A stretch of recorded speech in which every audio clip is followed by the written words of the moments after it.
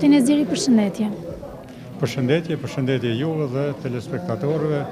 Jeni në Tiranë për të ndalur tek studimi 40 vjeçar mbi eposin e kreshnikëve, mbi epikën legjendare të Rrugovës, për të prezantuar projektet tuaja, por nga ana tjetër jeni edhe një nga studiuesit më të mirëfillt të eposit kreshnikëve, dosjet e cilit u dorëzua edhe në UNESCO. Fakti që u dorëzua midis Shqipërisë dhe Kosovës la pasoja që neve sot I dim.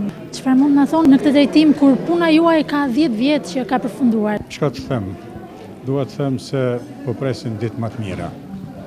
Dhe po besoj se ditë më të mira kanë filluar saktësisht në dhjetorin e vitit që shkoi, në kohën kur ndodhi ajo që ndodhi dhe nuk është dashur të ndodhë në UNESCO, apo jo me projektin serb për Lahutën dhe për epikën e tyre. Tashmë gjendja është ndryshe sepse dosja ashtu si është, domethënë është në Tiranë. Nuk e di gjendjen e saktë të saj, po pres një takim me ministreshen dhe ajo që mungon do të plotësohet, ajo që kanë rruar nga atëherë deri më tash, sidomos në pyetësorin e UNESCO-s, pra edhe ajo do të plotësohet dhe dosja unë shpresoj shumë se së shpejti edhe ato krejt që kërkohen do t'jenë të gjitha në dosje dhe dosja mund të marrë rrugën e vetë në drejtim të Parisit, pra që të dorëzohet atje nga qeveria shqiptare.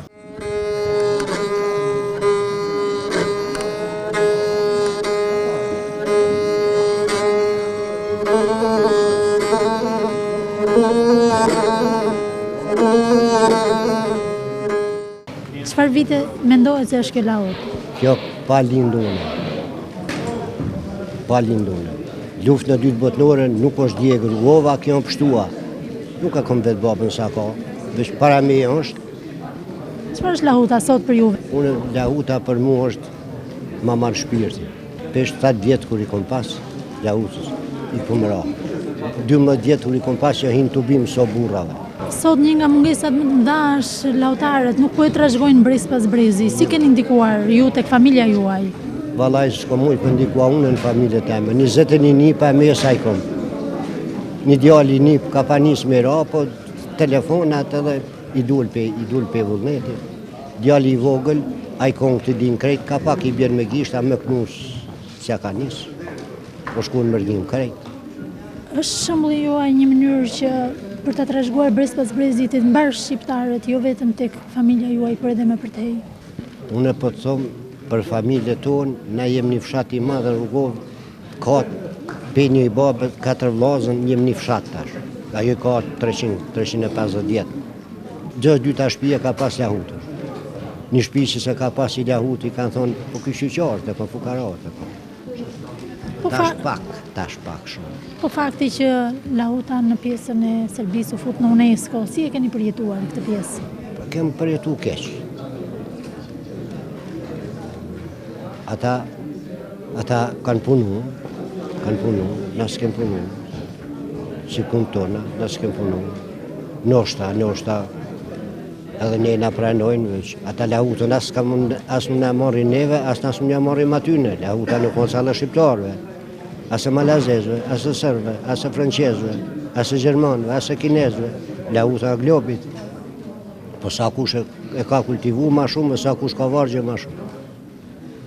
Cilat janë vargjet që ju këndoni më shpesh? Në ciklin e kreshnikëve, e kënoj dhe herojtë shqiptari kënoj, që kjo ke ka nga herojtë, Zhuj Selmani një heroj majmaroj. Sa ko ju merë në ditë lahuta, kur e përdorni? Tash pak e përdorim lahutën. Unë veç pe qefit I bi, edhe kur jam, se s'ka njërë që s'mohet nervoz. Unë kur jam mas nervoz, e të lëshoj një trakt lahutës, ose të lahutarve, ose të emrë dhe flej. Timi o I zije, u po e qetë shuja, po me ka pasuri, Profesor, ju thatë që janë vetëm 2 rapsodë që dinë mbi 10.000 vargje të eposit kreshnikëve, por çfarë po bëhet për ruajtjen e kësaj tradite dhe ku jemi sot që flasim për sa I përket lahutarëve shqiptar? Keni të drejtë, dikur para 40 vjetësh unë përmenda vetëm krahinën e Rrugovës që kishte 8 lahutarë që dinin mbi 10.000 vargje.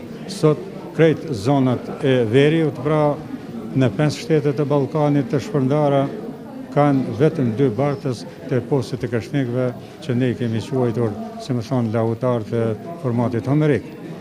Pra gjendja nuk po ndryshon për të mirë, por megjithatë është e mirë krahasim me të tjerët që kanë mbetur pa e pas.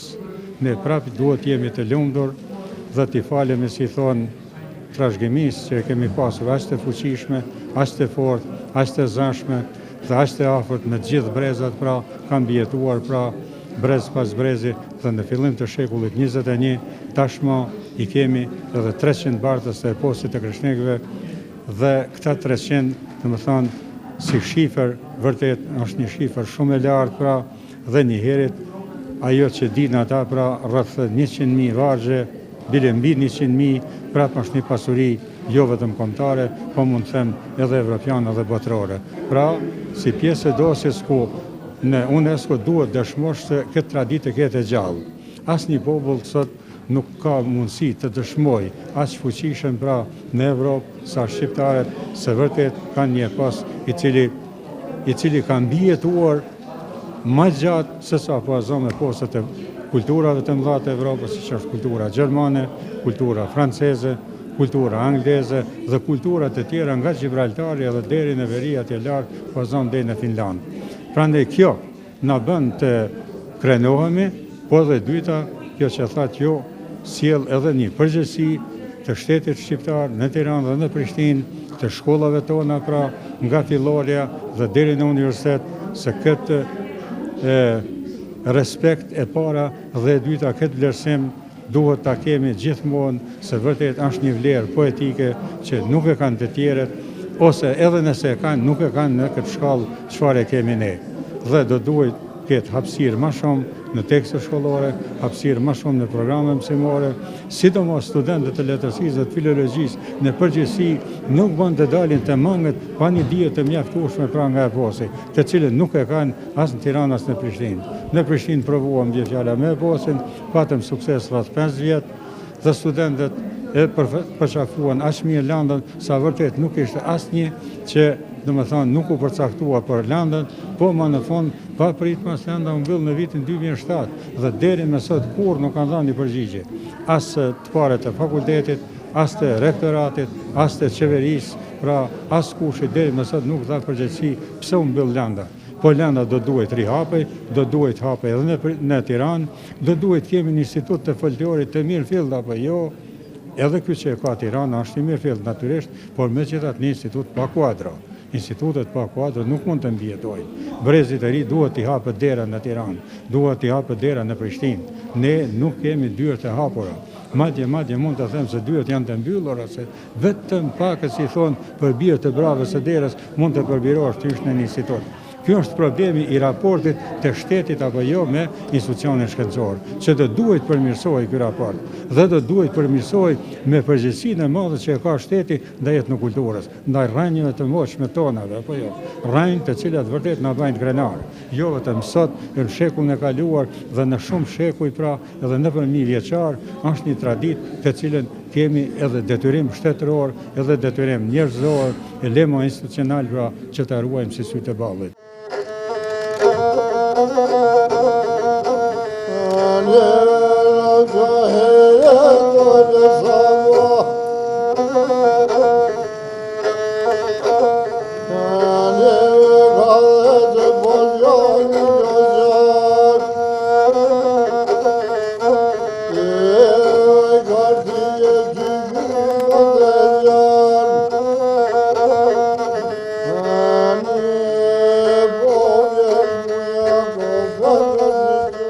Cila është puna që ju bëni për ruajtjen e këtij instrumenti dhe të këtyre këngëve, sepse është një nga gjërat e rralla që neve ditës po na zhduket në mbar trevat shqiptare.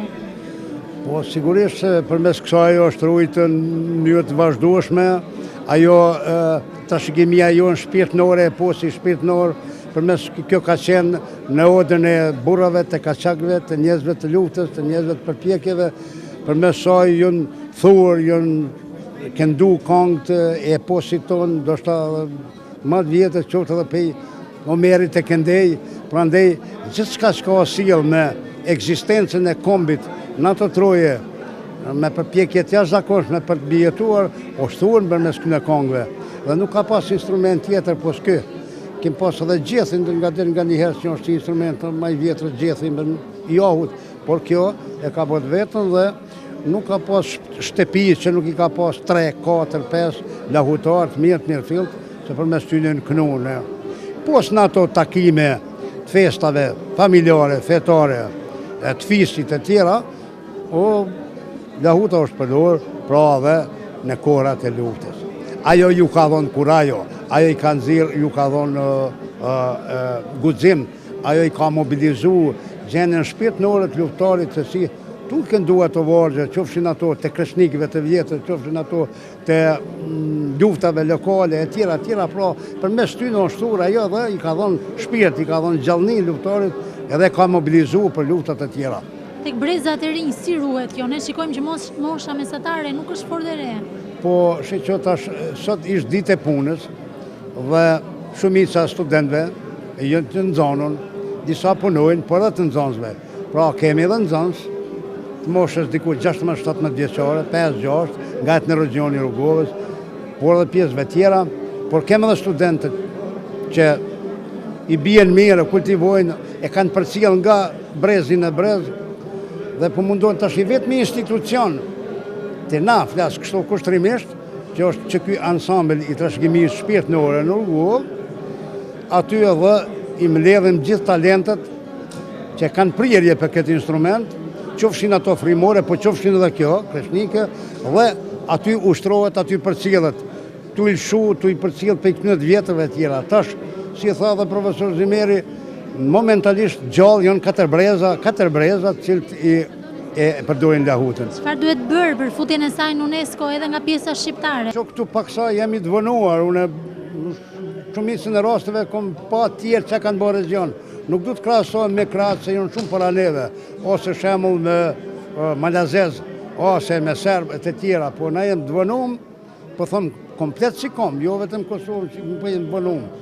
A kem mujtë këto ma heret me reagu sigurisht po, i kem lënë pak mazdore, tash një ditë thot se edhe gjubleta është të tyne, që është trashëgimia jona, materiale, shpirtërore, thurun me tekuj, edhe në ndër më të vjetat për veshjeve, ose kjo një ditë për ditë, thot jo, kjo nuk është e jona, thot e madhin bulgartë ose rumunëse, dhe ata punojnë këtë formë në gjajshem, se e kanë bo kulturat në ndërhyjmjen e vetë, por pse s'kem punu në drejtim ma shumë, po jo është të na, jo të tjerë.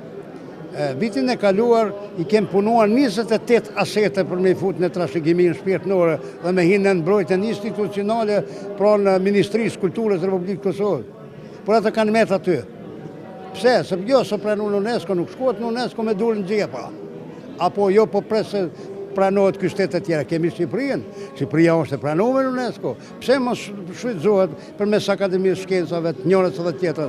Qitën cenet mirë thirrta, të shkruhen e folmja, e rritet, këngët, ballet, instrumentet, gjitha këto janë tona shpirtërore. Nëse na i marrin të tjerë, na i marrin nëse rrim kështu. A kemi kuadra, ka mjaft, edhe në Kosovë, Shqipëni, ka kalibrit botënor. E tash, pse nuk kanë punu, pse nuk i kanë sistemu, unë nuk e kuptoj këto. Unë me profesion jam inxhinier elektrikës. Nuk jemi kësaj, por këto kom shpirtërisht merrem me këtë, edhe për cilët të tjerë. Pse ata edhe në profesione nuk kanë punu më tepër, kjo është çështje e cila është për diskutim. Po shpresoj se mas këtij rasti që ka ndodhur me lahutën, do t'i hapin syt dhe të tjerat nuk na ikin.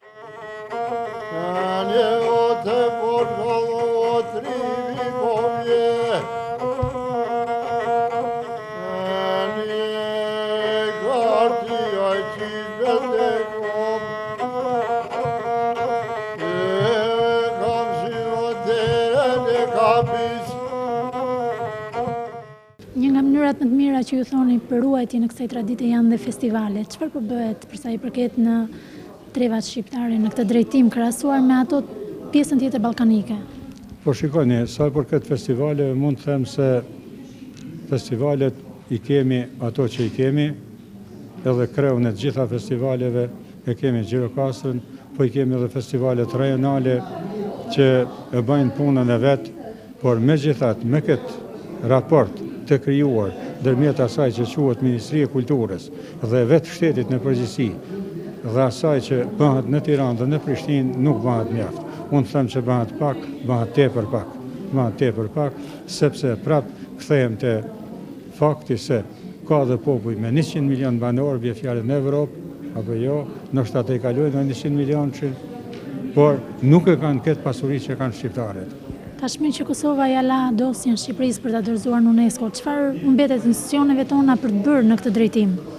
Nuk e di raportin se si ka përfunduar ndërmjet Tiranës dhe Prishtinës, se nuk kam qenë i ftuar, por kam kërkuar me shkrem në dytë qeverit, pra të ministrat përkatës, kam kërkuar që kjo punë të mbyllet, apo jo të mos banalizohet si administrim i keq i dosjes së përfunduar, pra në një zyrë ku edhe njerëzit nuk e kanë ditur se ekziston aty. Dhe tash, me qenë se ka përfunduar procesi, Prishtina vazhdon t'i kryej detyrimet e veta. Prishtina vetëm nuk ka të drejtë të futet në Paris brenda, po mund të shkojë deri në Paris. Mund të shkojë deri në Paris dhe të presë dera, pra se nuk ka status. Tirana kryen punën e vet, kryen punën e Prishtinës dhe kryen punën e gjitha vizave të tjera. Me shpresë që mos jetë kjo dosja e dytë e dorëzuar në UNESCO për trashëgiminë shpirtërore, por të hapet dera për dosjen e tretë, për dosjen e katërt, për dosjen e pestë dhe për dosjet me radhë, pra sepse do duhej shumë dosje të tjera të përgatisim, të cilat fatkeqësisht nuk kanë përgatitje të mjaftueshme ose nuk janë filluar fare të përgatiten as në Tiranë as në Prishtinë. Ky është një problem prap tjetër për cilin duhet ngritur zërin, si thonë, deri në kupë të qiellit, se dosjet nuk mund të bëhen nesër kur nuk do ta kemi ma xhamën. Dosjet nuk mund të bëhen nesër kur nuk do ta kemi xhubletën e kështu me radhë. I kemi vallet tona ndër më të bukrat, i kemi këto veshje që i pata dhe ju sot. Gati secila prej tyre meriton të jetë në UNESCO, sepse janë vlera vërtet të rralla të trashëgimisë kulturore.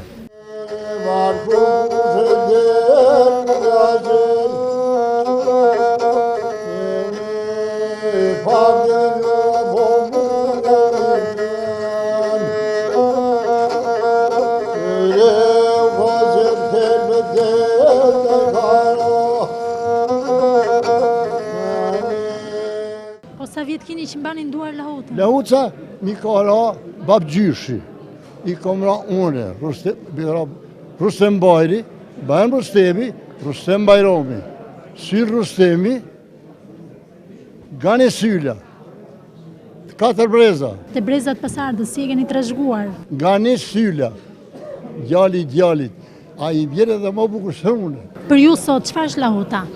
Për qeve tam Lahuta është, kur i loj Lahutën ati, unë i bëjnë rapshe e shibelar, i bëjnë kostrofë, tërë i presë. Ska, kur që i vlerë për balë, ku i të Lahutë.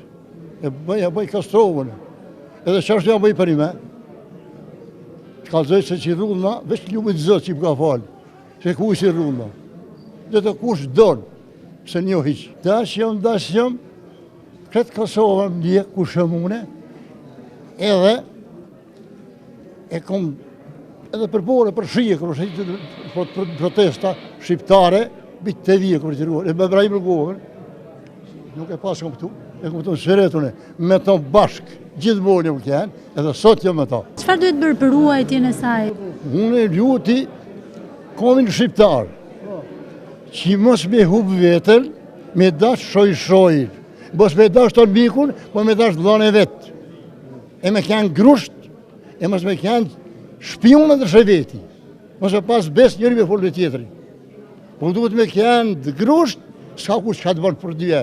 E në mos me kënë shtirë, mos me kënë shpionat dhe shëveti. Po me kënë bura, si gras, si burat, si mas, si vogël, mos me abo të keshen njëni tjetërit. Po me dasht, e mos me shkua shpioni kavrit, bo shujnë i Serbijës. Si jenë bo gjithë borë, shqiptarët e poshtër, e jo të nërshmit, po të poshtë e gjithë borë jenë bo. E unë e lusë shqiptarezvir që dhe të manë komin shqiptar, mos të rrenë. Si në Kosovë, si në Shqipëri, si në Maqedoni, si gjithë ku. Të majmë, të mos të lëshojmë. Mos të lëshojmë, që të karë, po thomë liria. Po ka njerë si bukë s'ka me hangër. E parsimi, baku në Mosavë të dijet. Nuk duhet ashtu. Po duhet me këqyrë popullin, me majnë shtetin. 30 sene këqyrë bataljon. E jo më këqyrë salë vetën, me i pare senes, je gjato. Nuk marë shteti, ashtu të pa dërzava. Që është nuk po marë shteti, një banjon të kërë dhe që është.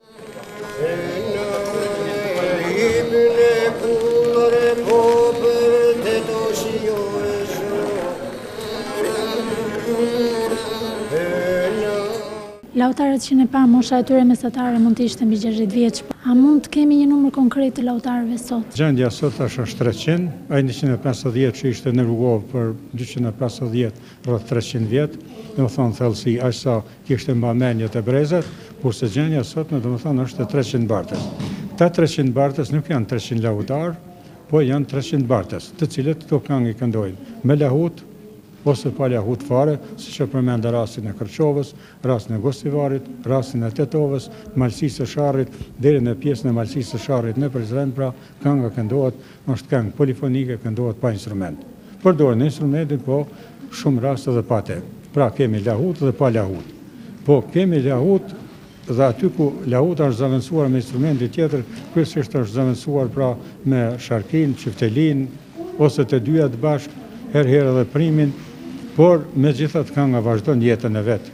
Kurse lahutar të mirë fill prapë rrujnë zonat e moqme, sikur këta që i patë sot, janë dikur rreth 18 të gjallë, drejt e Rusemi, pra Rusem Bajrami, ky domethënë që është edhe lahutar veteran, tash domethënë mas gjok nanajt, dhe deri te lahutarët e moshës 20 vjeç, çka do të thotë se megjithatë kemi edhe bartës të brezit e ri, të cilët në vijim si natyrisht besoj se aq sa kanë jetë të jetojnë edhe do të vazhdojnë edhe me lahutën her pas here kur të kenë rastin. Kurse për festivalet prapë po kthehem, do duhet që kjo shoqat të themeluar në Prishtinë, shoqat e lahutarëve shqiptar të Ballkanit dhe duhet të funksionalizohet mirë nga dy ministritë e kulturës.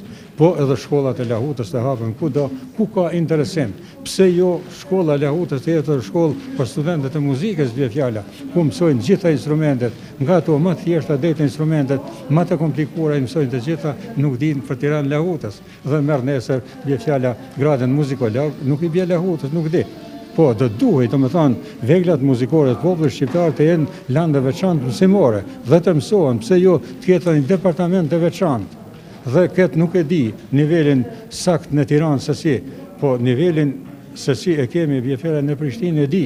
Domethënë, nuk ka një departament të veçantë për veglat muzikore të popullit shqiptar. Këndje mbaron dhe merr një diplom, domethënë për këto vegla. Profesor, mendohet që urgjina e lahutës është mbi 2000 vjeçare, por nga ana tjetër, çfarë mbasin brezat e rinj nëse nuk e përcjellin këtë traditë, nuk e ruajnë? Po shikoni, unë fajsoj kohën e cila ka vepruar kështu me shumë etnokulturat e popujve të tjerë, madje edhe të popujve të mëdhenj siç janë gjermanët, por këtë rastin tjetër e fajsoj jo vetëm kohën, po edhe pushtetin lokal dhe pushtetin qendror, që këto nuk i ruajnë si monumente të gjalla, janë vlerët e monumenteve të gjalla. Nëse i thua dikuj se po azam ky lahutar që e pat pak më parë, do duhet shpallej monument i gjallë, si shpallet bie fjala një ur, po azam ose si shpallet bie fjala një zgjetje tjetër arkeologjike, edhe këta do duhet të shpalleshin. Dhe do duhet apo jo të kenë statusin e mbrojtjes shtetërore.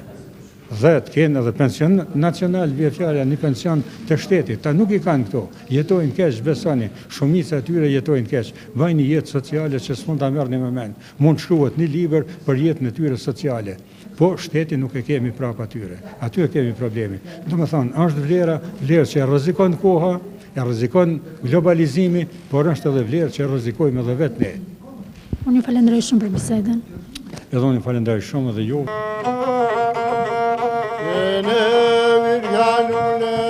Sandra